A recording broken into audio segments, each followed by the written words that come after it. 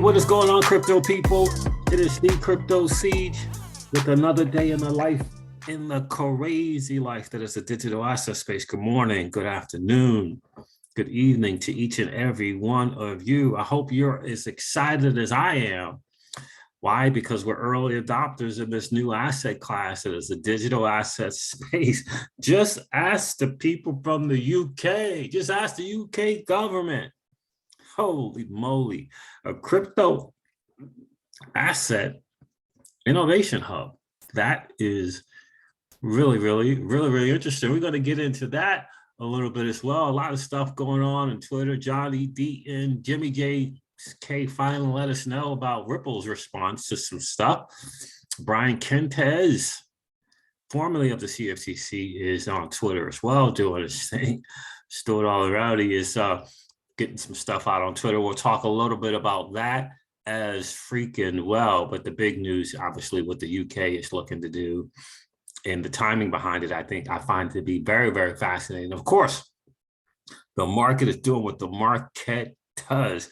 So we will get into that as well. So listen, guys, this is your XRP Ripple daily news in around 0 to 10 minutes. Let's get into it.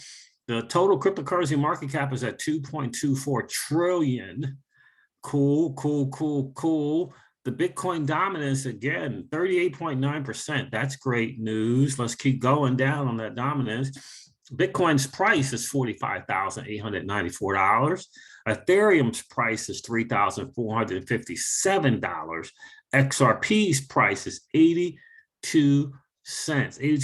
So double figure greens on the 7-day. Solana at 24.9% on the 7-day at $132.77. Maybe I need to start looking at, take a look at my Soulflare and see what's going on. See what's going on there. What else we got going on? Double figure green. It looks like Dogecoin's up 17.5% at 16 cents on the 7-day. Near Protocol up 31% on the 7-day at $16.50. What is that? $16.56. What's going on with CRO tokens? They're 47 cents. That's not bad. Down 1% on the 7-day. 47 cents for the CRO. Crypto.com tokens. Let's see. So got some reds. Still got some reds and some other stuff. Stellar's at 22 cents, almost 23 cents. All right. That is cool. Not very many double figure greens left in the market, interestingly enough. Thorchain, their Rune token, is up 14% on the 7-day at 11,051 cents. And yes, I still have not moved made any moves on ThorSwap. Still have not. Wage token, wow, 28% down on the 7-day. Finally, some pullback on that thing. Goodness gracious. The Aave token is up 35.9%. What is going on with Aave? 35.5%. It's at $227. The Cake token's up 20% on the 7-day at $9.68. In case you're interested. Pancake Swap. See, anything else that's great? Convex still up 22% on the 7-day. Great. At $36.61. That is great to see. Don't know what CeeLo token is. Frax shares up 63% on the 7-day. So I guess this Frax stablecoin. So Frax shares is not a stablecoin. It's just in the Frax ecosystem. But I think Frax being one of the 4 stables in the new Luna 4 pool on Curve, I think that's having to do something with that. But shout out to those who own Frax share, because it's up 63% and it's at $34.81 currently trading at. Zilliqa up 31% still on the 7-day at 12 cents. And Mina on the Mina protocol is up 31% on the 7-day at $3.44. So there it is, guys. The market, again, is doing what the market does. What can you say? Congrats to each and every one of you. If you're in profit mode, that Blockfolio, or should I say the FTX app, is looking great. Congrats to you. So let's get into some stuff going on Twitter. And my tabs are not exactly in order, but that's okay. We'll just kind of share. John E. Deaton put this out on Twitter. I hope you're doing well, John, the Pitbull, that Pitbull attorney for the XRP community. John tweets out here, the SEC's conduct, inconsistency, and lack of clarity, and its attempt to pick winners and losers within the crypto space should bar it from having jurisdiction over crypto assets moving forward. Powerful statement from John Deaton. Brian Quintenz tweeted this out, and this is why John responded in the tweet. He says, ha, ha, ha. And Brian Quintenz, former CFTC, former commissioner at the CFTC.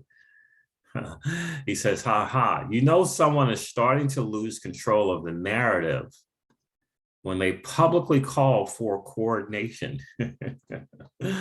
This is in response to the SEC Chair Gensler calls for watchdogs to collaborate on crypto oversight. Yeah, Gensler asking for help. Interesting. And Brian Quintenz actually responded to John Deaton and says, I agree. It's one thing to exercise statutory authority. It's another to manipulate statutory ambiguity and then hide behind deliberative process privilege to exert control and harm the very people an agency should protect. Powerful, powerful. This is coming from a former CFTC commissioner, chairman rather. Powerful as a commissioner. Powerful. He was the head of the CCC ultimately. Former CFTC commissioner. Brian Quintenz. Ooh, I agree. It's one thing to exercise statutory authority. It's another to manipulate statutory ambiguity and then hide behind deliberative process privilege. Wow. To exert control and harm the very people an agency should protect. Man, that's a haymaker right there, my friends. Shout out to you, Brian Quintenz. That is a haymaker. Oh, what the heck happened here? That's a haymaker. Wow. Here's an article from Bloomberg. SEC Chair Gensler calls for Watchdog to collaborate on crypto oversight. SEC seeks derivatives regulators help in reining in exchanges. Agencies, lawmakers have been jockeying over jurisdiction. Yeah, that's an understatement. So there it is on there on Bloomberg. Securities Exchange Commissioner Gensler said his agency and the top derivatives regulators should work together to rein in exchanges. Yeah, right. Yeah, right. Yeah, right. He wants other regulators to help with him in doing the work for the likes of Goldman Sachs and JP Morgan. Oh, it's funny. That is fun. Freaking funny. So Stuart Alderelli said, so let me get this straight. Chair Gensler isn't a lawyer, but he once visited a law library. This was a response, I believe, to this right here. Prepare remarks of Gary Gensler on crypto markets, Penn Law Capital Market Association's annual conference. This took place, I guess, or at least this was put out April 4th of 2022. Don't know when the event took place. Today, you've invited me, says Chair Gensler, to talk about the roughly $2 trillion crypto capital markets and talk about first are the crypto trade and lending platforms, whether they call themselves centralized or decentralized. These platforms have scale, recently trading worth more than 100 billion a day. The crypto market is highly concentrated, with the bulk of trading taking place on only a handful of platforms amongst crypto-only exchanges. The top platforms make up 99% of all trading. In any case, this is just him rambling. Not that I don't believe what he's saying, but I don't trust him at all. The big deal is going to be stable coins without question, and we're going to get into that as well. The biggest thing that they're afraid of are stables and DeFi without question, especially privately kind of presented stable coins. And you're going to hear about that as well. This is why the UK is getting involved in doing what they're doing. But ultimately, there are going to be currency wars that are taking place. Currency wars. Everybody's going to be trying to make a stable coin we're going to get into that as well. So anyway, Chair Gensler, that's all I got to say is yuck. Jimmy James K. Filan let us know this. Ripple responds to the SEC motion regarding the redactions and relies on the SEC's representation and the court's review to determine whether the redacted portions expressly reflect the author's own thinking or reflect. And Jimmy James goes on to say, deliberations or communications among SEC staff during the meeting, essentially because only the court and the SEC have been unredacted documents, have seen the unredacted documents. So Ripple must defer to the court to decide whether the redacted portions are in fact protected by the DPP. For clarifications, this response is from all of the defendants, not just Ripple, not just Ripple. You know, by the way, I think I forgot to mention this video here on Stansberry Research, which this guy, David Morgan, he said something about Ripple and XRP on here, which I think was very, very fascinating. He said there's some talk of CBDCs going on the back of XRP or some other currency that functions well and has been tested. Yeah.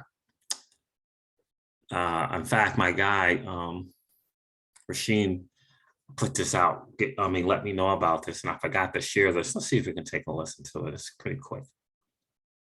It could expedite how quick. So the paths are leading to some form of a digital currency. So do you think it's coincidence that we're now at the exact same moment seeing executive orders and mandates come out, and in it there is talk of a coming Federal Reserve digital dollar? No, it's par for the course as far as I am concerned. I mean, how far along they are, I'm not certain. I have looked into this fairly deeply. There is some talk of going on the back of, let's say, an XRP or some other currency that's out there now that's functioning well and has been basically tested, and then putting a CBDC on top of that. That certainly could be achieved. And if it were, it could expedite how quickly this comes to the fore. Yeah, very, very interesting stuff. I remember when I listened to that the other day. So this, there's talk. So this guy has like a big time research paper and financial research paper. His name is David Morgan. He's been on the Stansberry Research channel many times with Daniela, and very, very interesting guy, real sharp. And a lot of the stuff that he said in the past has actually come to fruition. And you can find a video on their channel, on her channel. So interesting to see that he mentioned there's been some talk of doing it. He's basically saying probably doing it on the XRP ledger itself. So very, very interesting. TAIG put this out, and I think it's always cool to remind everyone, European Parliament's RippleXRP sourced in the thread. Unlike Ethereum's inventors, Ripple's inventors did not sell a portion of XRP via a crowd sale, right? Upon XRP's creation to fund Ripple Labs Inc., the company was privately funded, mostly. Ripple is an open source, peer-to-peer, decentralized digital payment platform that allows for near instantaneous transfers of currency, regardless of the form, e.g. dollar, yen, Bitcoin. And I think it's always important to note here that the government agencies are the ones kind of saying this, and TAIG has kind of been on that, whether it be the UK government, European Parliament, Japan's, the UK's FCA, doesn't really matter. They are in the know on what XRP is, what the XRP ledger is, what the Ripple company is, what ODL is, what the ledger can do, all of these things. They are in the know. So this is interesting. Ledger launches NFT-focused hardware wallet Nano S Plus. I just got a Nano S. I got a Genesis edition, but it's interesting to see that the reference to NFTs. All right, so this is the deal, guys. Yesterday, this is from the Digital Pound Foundation. Yesterday's statement from the UK government on crypto asset technology and investment is a welcome sight, as it represents the scale and importance of the innovations that are taking place across the global finance sector. We must stress, though, this is just the beginning. Here's the article here, right? Interesting. So the UK unveils comprehensive plan to become global crypto hub with dynamic regulation.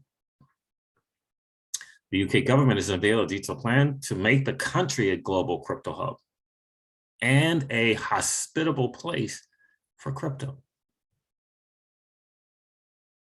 What do you think about that? Not the US. We want to run all innovation away. we want to send them to the UK. It says the plan includes establishing a dynamic regulatory framework for crypto, regulating stablecoins, and working with the Royal Mint to create a freaking NFT to be issued by the summer.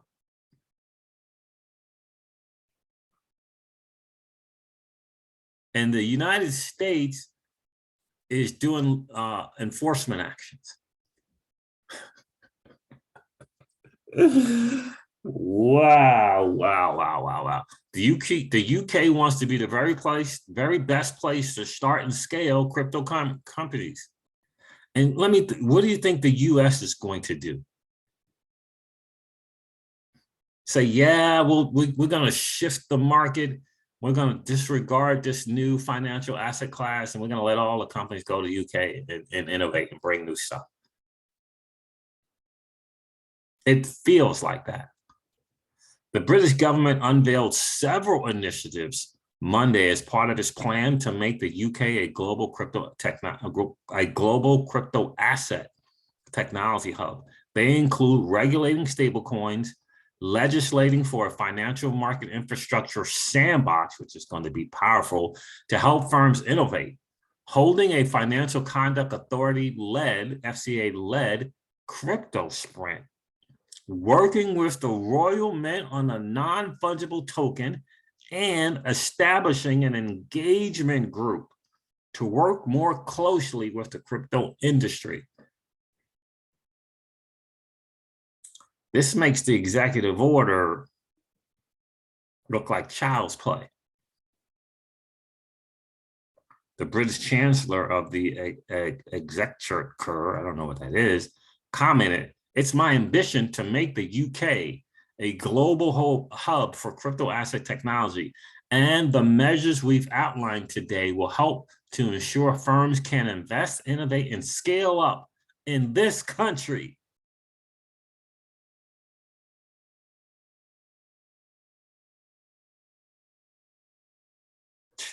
John Glenn, the UK's economic secretary to the Treasury, elaborated on the government's crypto plan Monday at the Innovate Finance Global Summit. "We want this country to be a global hub. The very best place in the world to start and scale crypto companies," he emphasized, adding, "If there's one message I want you to leave here today with, is that the UK is open for crypto businesses." And Chair Gensler is going around with enforcement actions trying to bully US crypto companies. Wow. That is some interesting stuff. And speaking about places that want to be crypto friendly, let's go to freaking Texas. Texas is doing its thing. This is a very, very interesting little article. Laredo Bank to offer Bitcoin savings plans for employees. And this is kind of on the back of Vantage Bank, who is kind of doing the same thing. Now, look, it's a Bitcoin product, if you will. It comes from the NYDIG, and that's cool. It's awesome. But the most important part is it's a crypto-friendly attitude. Crypto-friendly attitude. You know, one of the reasons why we hadn't changed our banks, me and Ms. Crypto Siege, is because the particular bank that we deal with had never had an issue with any kind of transaction ever. No closing down accounts. We have like 4 accounts with one bank. No closing down accounts. No questioning the transactions. No hassles. But now I'm finding out that Texas is becoming more and more crypto friendly, and so we may look to a local bank, because we still don't have a local bank, but maybe it's Laredo. Laredo's Vantage Bank. Okay, so Laredo Bank. So it's Vantage Bank. Okay, that's the name of it, Vantage. So Laredo is the area, I'm supposing. Still new here, but here what it says here, the idea for the Bitcoin savings plan was something presented to us by one of our partners, Vantage Bank Chief Human Resources Eric Officer Thomas, EVP, said. It is a program that launched. It is a program they launched and asked if we would be interested in participating. The new program, which is NYDIG's Bitcoin Saving Plan, is a simple and secure way for people to invest in Bitcoin. They're offering this to the employees. According to Thompson, the Bitcoin Saving Plan lets employees automatically convert a portion of each paycheck to Bitcoin. The Bitcoin is then held on NYDIG's institutional grade custody platform, which meets the high security and regulatory standards. And I get it. I get the pricing. I get it's probably going to be overpriced. I get all of that. But the point is, it's a savings plan and it's crypto centric. Very, very, very, very cool to see that taking place. So, of course, they have to. One of the main reasons that they did this, just to let you know, in this era of the Great Resignation, right here it is, right here. During this Great Resignation, attracting and retaining top talent has been especially challenging. So that's a smart move to get the crypto savings plan in. Very, very smart move. Part of our offering our team members the most comprehensive benefits package possible is making sure we evolve. Evolve with new financial technologies, said Jeff Sennett, President and COO of Vantage Bank. As part of that, we are also providing associates with education about Bitcoin, sharing the risk and considerations that should be evaluated before directing their post-tax dollars to a Bitcoin savings tax savings plan. Very cool. Shout out to freaking Texas. I love it. And locally, they had passed a couple of bills for our area locally here as well in Austin. So that are crypto friendly and finding new ways to allow for merchants to hold and accept cryptos and stuff like that. So that's very, very exciting. Very, very exciting. Shout out to XRP Joe and South Texas, South CNN as well. All right, guys, look, I'm going to end this video like I do all of my videos and remind you guys of this, that old money doesn't want you to win. But that's okay, though, because you and I are already winning. Have a great rest of the day, guys. I'll talk to you soon. See ya. Bye.